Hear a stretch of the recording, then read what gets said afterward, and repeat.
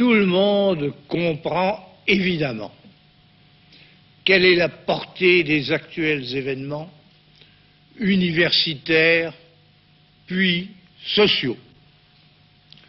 On y voit tous les signes qui démontrent la nécessité d'une mutation de notre société, mutation qui doit comporter la participation plus effective de chacun à la marche et aux résultats de l'activité qui le concerne directement.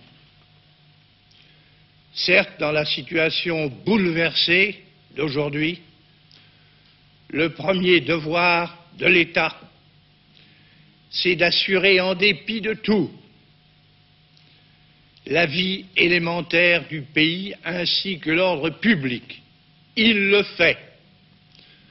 C'est aussi d'aider à la remise en marche en prenant les contacts qui pourraient la faciliter. Il y est prêt. Voilà pour l'immédiate. Mais ensuite, il y a sans nul doute des structures à modifier. Autrement dit, il y a à réformer. Car dans l'immense transformation politique, économique, sociale que la France accomplit en notre temps, si beaucoup d'obstacles intérieurs et extérieurs ont déjà été franchis, d'autres s'opposent encore au progrès. De là des troubles profonds, avant tout dans la jeunesse, qui est soucieuse de son propre rôle et que l'avenir inquiète trop souvent. C'est pourquoi la crise de l'université, crise provoquée par l'impuissance de ce grand corps à s'adapter aux nécessités modernes de la nation, ainsi qu'au rôle et à l'emploi des jeunes, a déclenché dans beaucoup d'autres milieux une marée de désordre, d'abandon ou d'arrêt du travail. Il en résulte que notre pays est au bord de la paralysie.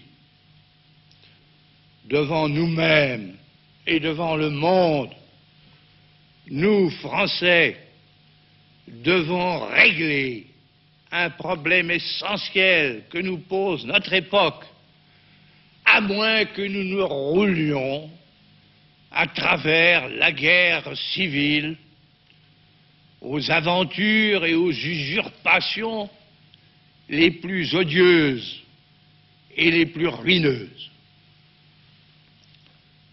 Depuis bientôt 30 ans, les événements m'ont imposé en plusieurs graves occasions le devoir d'amener notre pays à assumer son propre destin afin d'empêcher que certains ne s'en chargent malgré lui.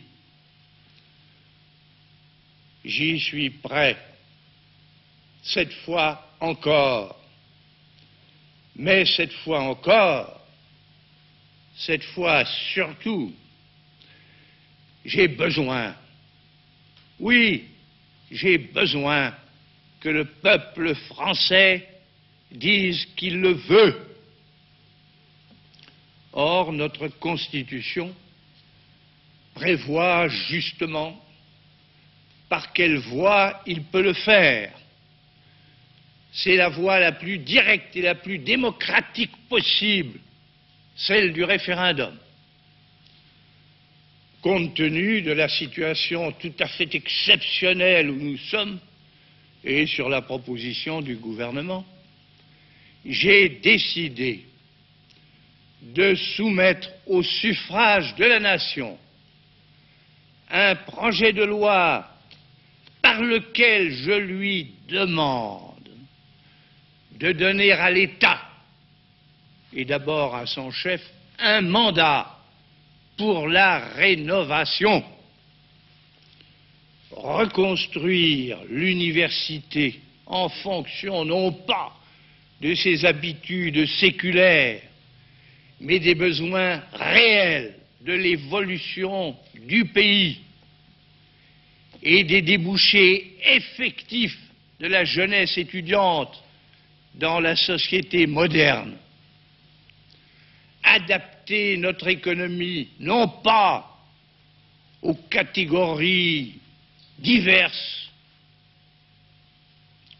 des intérêts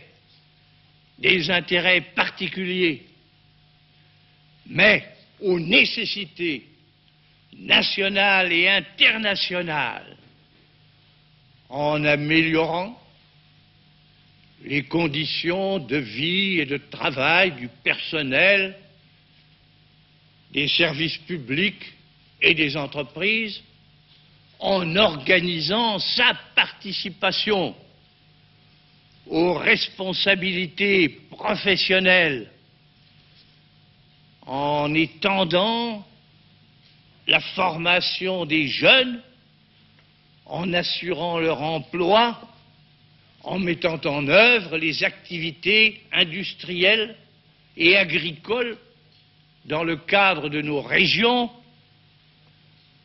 Tel est le but que la nation doit se fixer à elle-même. Françaises, Français, au mois de juin, vous vous prononcerez par un vote. Au cas où votre réponse serait non, il va de soi que je n'assumerai pas plus longtemps ma fonction.